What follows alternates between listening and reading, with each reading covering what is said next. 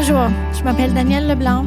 Je suis directrice de la collection littérale aux éditions Perce-Neige et je reçois la poète Sue Goyette et la poète Georgette LeBlanc, traductrice du recueil Océan, lauréat du prix littéraire du gouverneur général pour la traduction en 2020.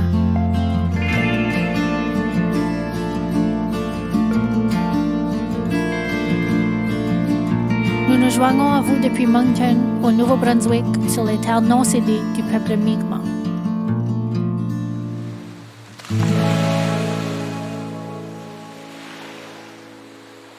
Ocean is written with the pronoun she, referring to the ocean. Mm-hmm. And in the French, you had to make a very big decision about how you would deal with that because it's l'océan, it's the pronoun il en français. Donc, tu as eu un gros travail de réflexion à faire pour choisir quel pronom tu allais utiliser pour représenter l'océan. Mm-hmm. Puis là, j'ai écrit à Sue. Parce qu'à un moment donné, je me suis rendu compte, j'étais en train d'écrire elle. Mm-hmm. Puis j'étais à l'aise, j'avais aucun problème. J'ai pas même... Ça, c'est comique quand j'y pense, parce que j'ai tendance à faire ça et tout. Comme moi, je dis souvent aux élèves, comme les étudiants, tu sais, le seul temps où vous serez vraiment libre dans la vie, là, peut-être, c'est comme devant une feuille de papier blanc. Comme vous pouvez être qui vous voulez, vous pouvez faire ce que vous voulez, vous pouvez dire ce que vous voulez, comme vous êtes libre, tu sais. Fait que moi, dire que l'océan est féminin, comme, ben ouais. Dans ma tête, c'est une femme. Puis c'est pas juste parce que... Puis je sais pas même ce que ça veut dire, ça. C'est pour ça que c'est important. Ce que Sue vient de dire, c'est je sais plus trop ce que ça veut dire. Femme, homme, je sais pas. Mais en écrivant dans la première version, j'avais écrit Océan au féminin. Puis, je préfère ça. J'ai envoyé un email à un moment donné, un courriel à Sue pour lui demander. J'ai dit, ça te dérangerait-tu? Tu sais, là, c'est comme, well. Puis, Sue, bien sûr, je suis comme, whatever works. C'est là, c'est whatever feels right. Mais dans le fond, ça allait devenir, faire ça allait comme trop attirer l'attention à de quoi que dans le fond, c'est moi, ça a été moi. Tu vois?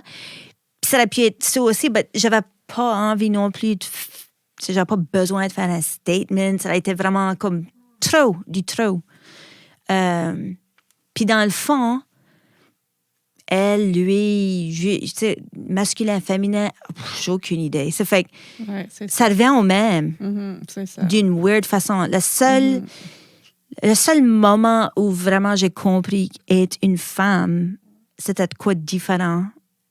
Comme être femme, j'étais une femme, c'était quand j'étais enceinte d'Eva. Mm. Et que là, tout a comme...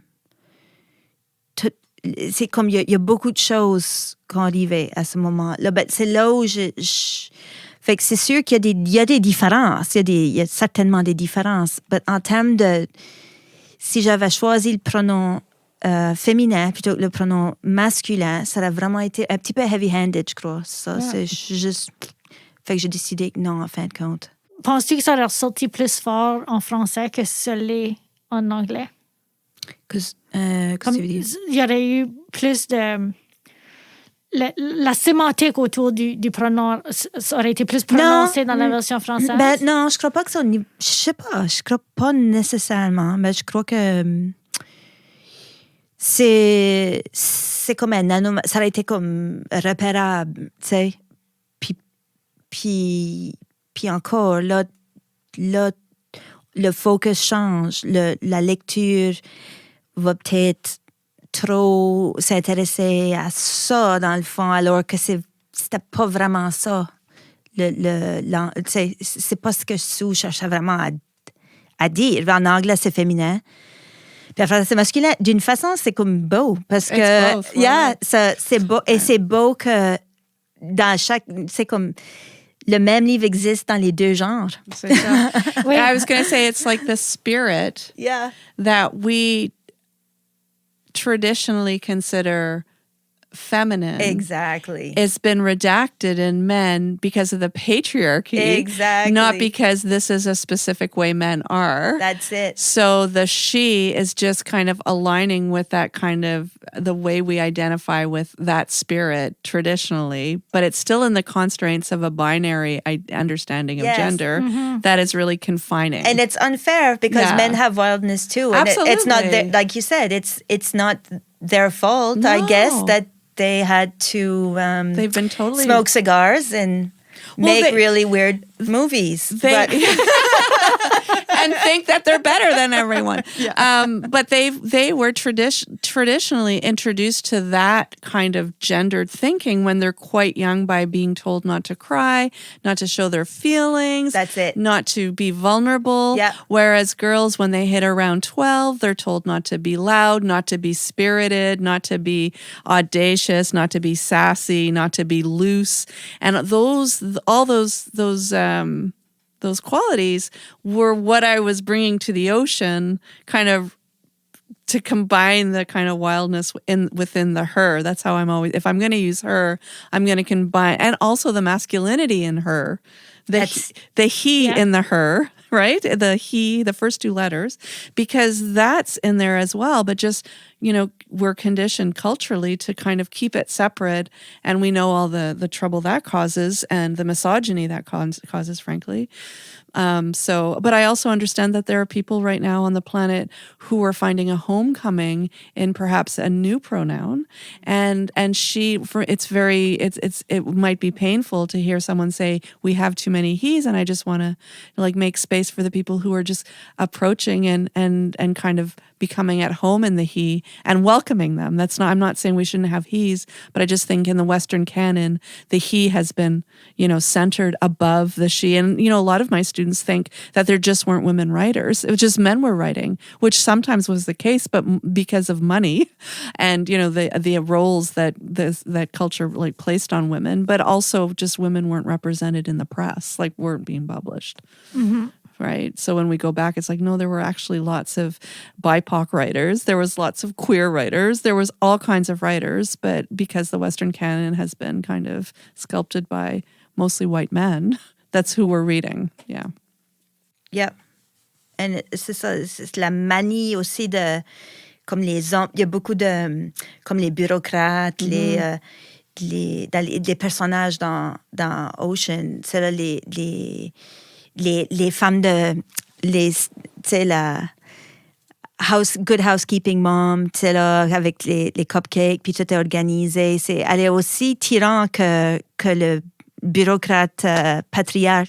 C'est ça, c'est le genre, mais c'est une volonté d'exercer un pouvoir sur l'autre ou sur sa propre vie aussi. C'est comme, we must stay in, the safe box, because if not, what will happen? You know what I mean? Robot existence kind of thing, which is beautiful to watch in a half-hour comedy show TV series. You kind of the Leave It to Beaver scene and everything. Everything was so perfect. But where? Yeah, where? And do men really want to work from 9 to 5, wear ties, and not get to know and their not kids, get to know their kids, and not get to have and live not under to cry. extreme pressure, and stress, and not be able to show it, not be able to admit to it, not be able to admit that they really, are struggling also. So that's the thing. It's a lot of weight. It's a big pressure. Yeah. It's not easy being man. No, that's why, for all those years, alcoholism, violence, abuse. I mean, ongoing still. Yeah. So, je sais pas. Well, I mean, first we have to take the patriarch down. Then we have to save the planet. What else are we doing today? Yeah, I know. We have to love our bark. We have to embrace our bark. Toutes shows. But it's all, we don't know. But we practice with how we make art. And so if we can take the practice, and if people who, read poems, not very many people are reading poems because the way poetry has traditionally been taught, you have to kind of have a handle on what the poem is saying rather than how you're experiencing it. So people are intimidated by the genre. That's a tricky thing. We are in a tricky spot. Hard to change the world when no one's reading you. Ça, c'est le sujet d'un autre podcast. I was just going to say, this podcast series is going to change that. Absolutely. They'll be reading you in French. Y a-t-il quoi? Is there anything that you'd like to add that I didn't ask? Non, j'ai juste te remercier. Vraiment, Yeah. ça fait plaisir. Ouais. C'est un grand plaisir de pouvoir se voir aussi, d'être ensemble en personne. Ça fait plaisir aussi. Ça fait Merci. du bien. Ça Yeah. fait du It's bien so au good. cœur. Ouais. Oui, ça fait du bien au cœur aussi. Yeah, it's wonderful. Thank you. Yeah.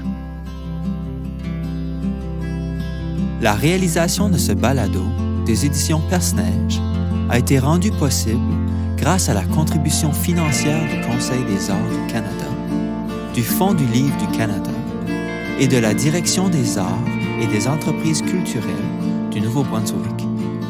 Procurez-vous le recueil Océan auprès de votre libraire.